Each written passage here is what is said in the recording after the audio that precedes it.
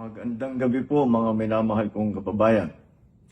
Ako'y nais magbigay ng isang statement tungkol sa mga pangyayari sa Senado ngayong gabing ito. Mga 2 oras kalahati ko na minomonitor ang sitwasyon. At nung una kong nabalitaan na naputukan, ay ang una kong tinawagan ay si Sec. John Vic Remulla ng DILG. At tinanong ko, magpa-report ka sa mga pulis na nandun na kung may nangyari, kung meron silang ginawa. At tapos ang sunod na tawag ko naman ay sa NBI. At tinanong ko sa mga NBI at kay Director Matibag, kayo ba ay pumasok sa Senado? Sabi niya, wala kang instruction. Ang sabi sa akin, wala kang instruction, sir. Kaya ba't namin gagawin yun?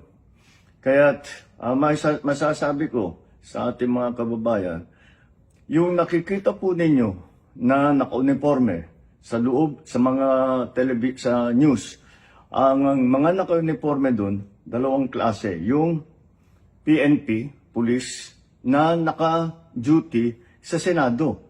Nandoon sila para bantayan ng Senado, para mag-crowd control, para mag-secure ang Senado. Yung isa pang may hawak na naka-uniforme ay yung Marines, may Marine Detachment na nandun talaga sa Senado, tiga dun sila. Ang pagtrabaho din nila is secure ang Senado at magbigay ng yung nakikita ninyong honor guard. Yan lang ang sundalo o pulis na nasa loob, tiga doon ang nandun. Yung isa pang nakita ninyong grupo na kasibilyan, at may hawak na mga mahaba, mga usayon, yun naman sa Sergeant at Arms ng Senado.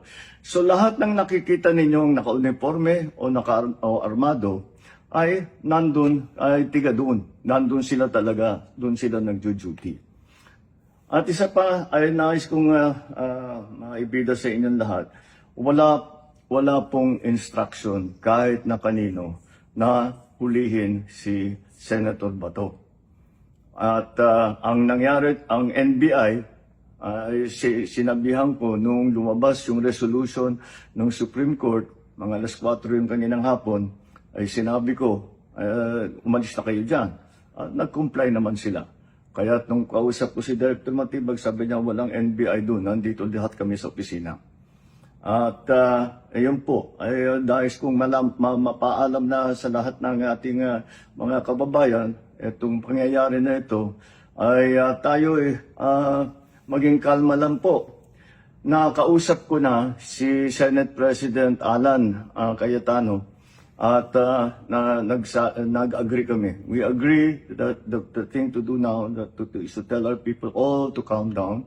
And we will get to the bottom of this. Alamin natin kung sino ang gumawa nitong gulo na ito. Ito ba ay talagang nagka-inkwentro lang? O ito ba ay may kasama sa mga distab? O nagsusimula ng gulo?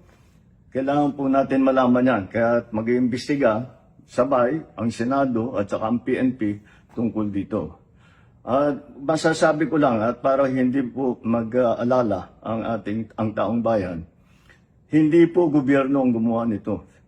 Walang pumasok na tigalabas na sundalo, na militar, na NBI sa Senado.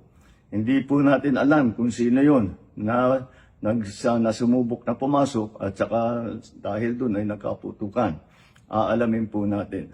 At kinukuha po natin, kinukulikta natin ngayon lahat ng ebidensya na nandiyan. Maraming salamat po. Kalma lang po. Asahan ninyo yung gobyerno po ninyo. Hindi gagawin ito.